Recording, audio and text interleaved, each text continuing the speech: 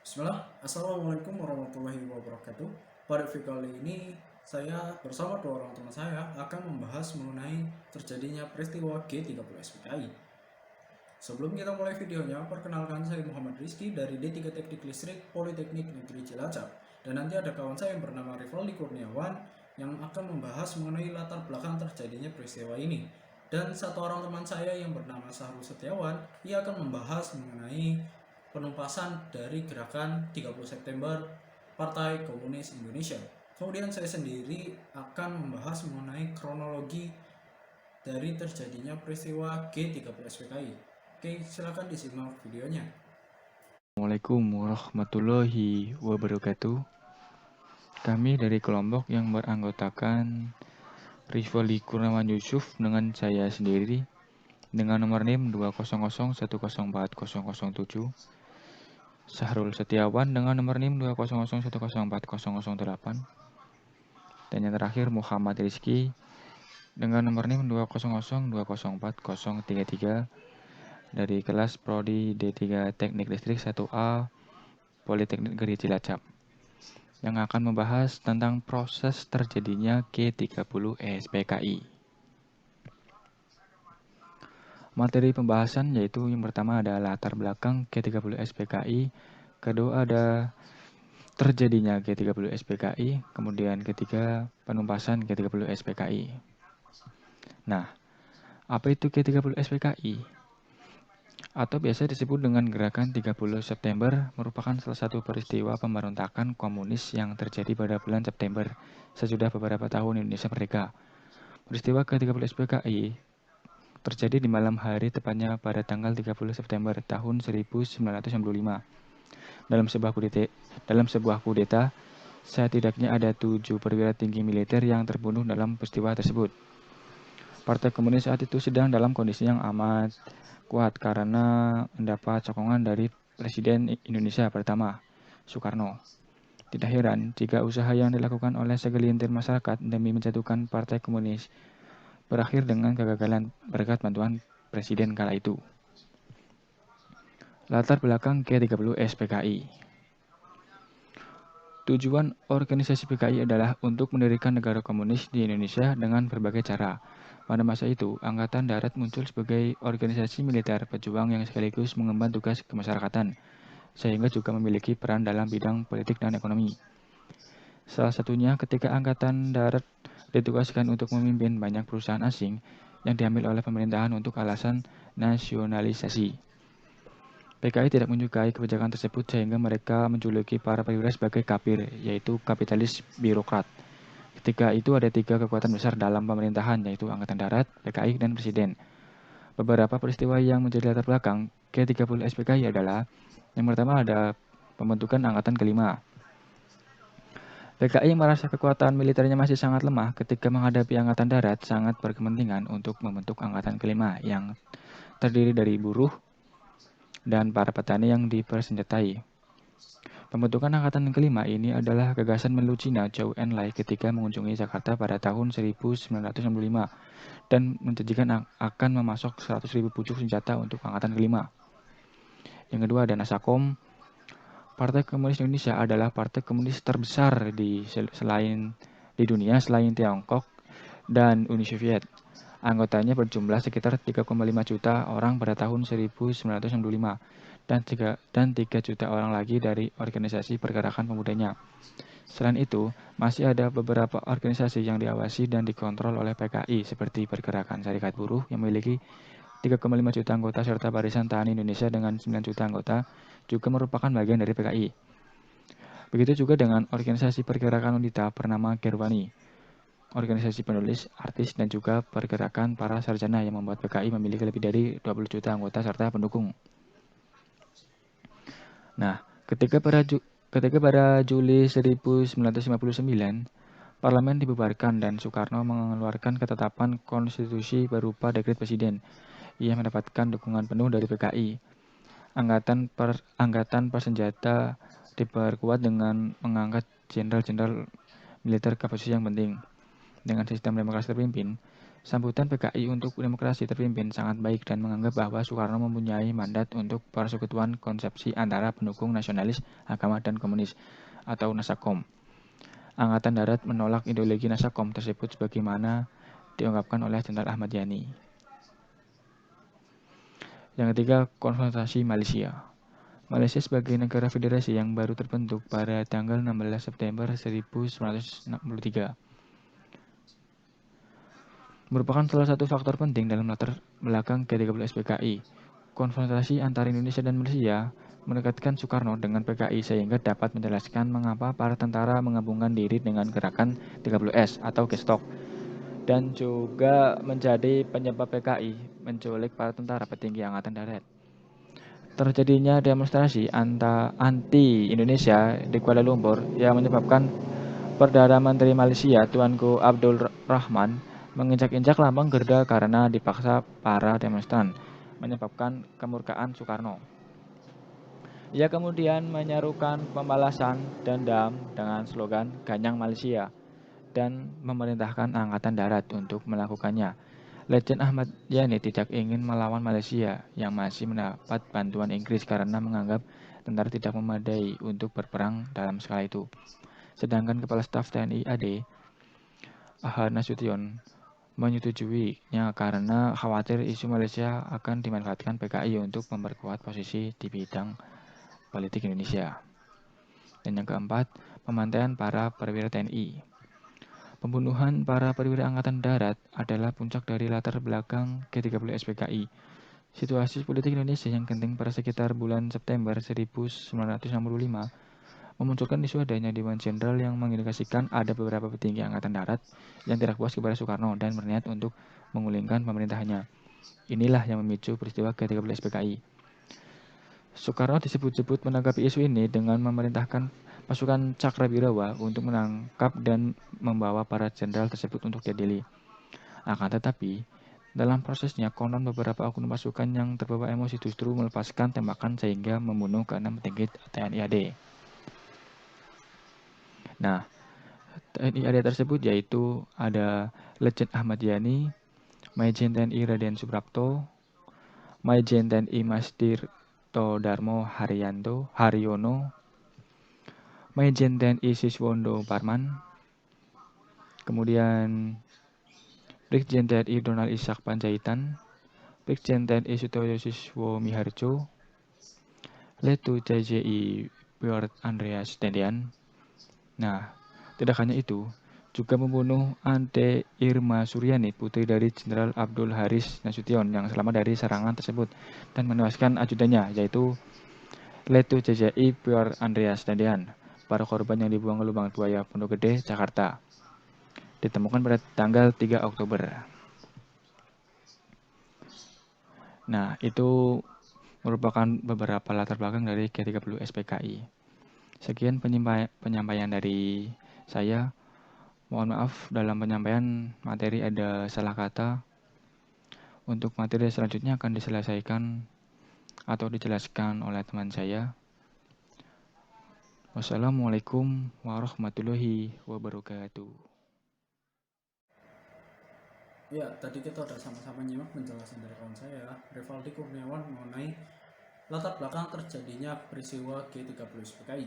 Selanjutnya saya akan menjelaskan mengenai kronologi atau kejadian G30 SPKI ini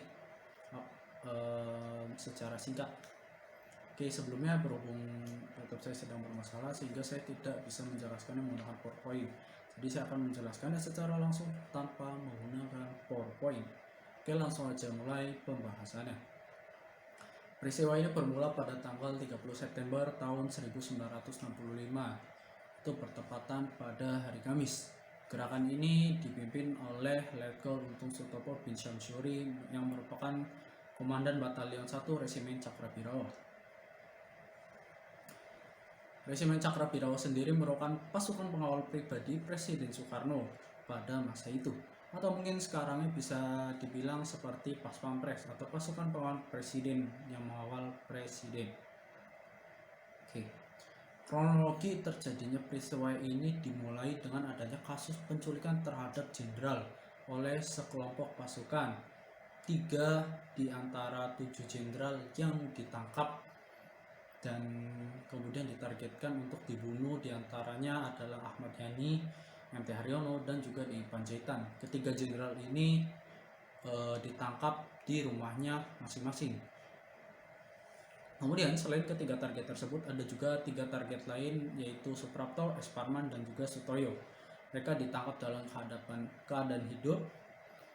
Kemudian target utama lainnya adalah Abdul Haris Nasution atau AH Nasution. Namun beliau berhasil kabur dari upaya penculikan yang dilakukan oleh sekelompok pasukan ini. Beliau berhasil kabur dengan cara memanjat gedung kedutaan negara Irak. Karena pasukan ini tidak berani untuk mengejar AH Nasution, ia berhasil kabur. Kenapa mereka tidak berani mengejar? Karena dikhawatirkan terjadi ketegangan antara Indonesia dengan Irak. Namun walaupun AH Nasution ini berhasil kabur, ajudannya dan juga putrinya terbunuh di tangan pasukan tadi. Putrinya yang bernama Adi Irma Suryani Nasution dan juga ajudannya yang bernama Pierre Tendean menjadi korban tembak oleh PKI. Kemudian semua korban-korban tersebut dibuang ke sebuah lokasi di daerah Pondok Gede yang dikenal dengan nama Lubang Buaya. Mereka semua dimasukkan ke dalam sebuah sumur. Kemudian ketika sudah dimasukkan ke dalam sumur, mereka itu nggak dibiarin gitu aja, tetapi walaupun sudah mati masih ditembaki oleh pasukan PKI. Mereka diberondong senjata dari atas sumur, ditembakin, padahal itu udah mati keadaannya. Nah, yang menarik dari cerita ini ternyata ada satu orang yang berhasil lolos dari penculikan ini, yaitu seorang anggota kepolisian yang bernama Sukitman, yang turut menjadi korban penculikan dan ditawan bersama para perwira TNI lainnya. Ia berhasil lolos dari pembunuhan ini karena secara tidak sengaja ia tertidur di kolong sebuah truk, yang mana para pasukan ini nggak tahu bahwa di kolong truk tersebut ada Sukitman yang sedang tertidur di bawahnya. Jadi ia bisa lolos dari maut. Kemudian ia juga lagi yang memberitahu kepada orang-orang di mana letak dari sumur ini, kemudian bagaimana kronologinya. Ia menjadi salah satu saksi pada peristiwa ini. Kemudian pada tanggal 1 Oktober tahun 1965, operasi penumpasan G30 SPKI mulai dilakukan. Operasi ini dipimpin oleh Pangkostrat dengan menghimpun pasukan lainnya, ada Divisi Siliwangi, Kavaleri, dan RPKAD atau Resimen Para Komando Angkatan Darat. Kemudian saya akan sedikit menjelaskan mengenai terjadinya G30 SPKI di daerah Jawa Tengah. Oke, pemberontakan diawali dengan pengumuman berdirinya Dewan Revolusi melalui RRI atau Radio Republik Indonesia Yogyakarta pada 1 Oktober 1965.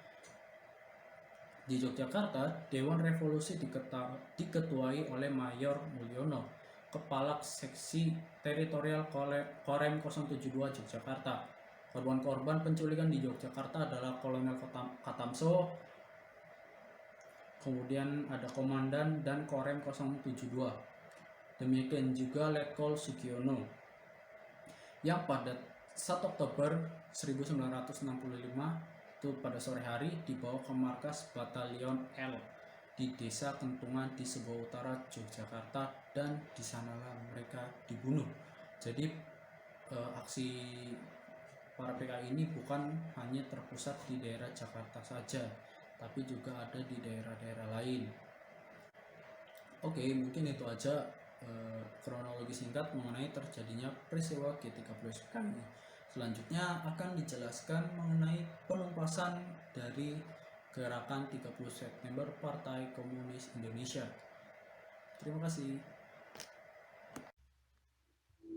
Assalamualaikum warahmatullahi wabarakatuh.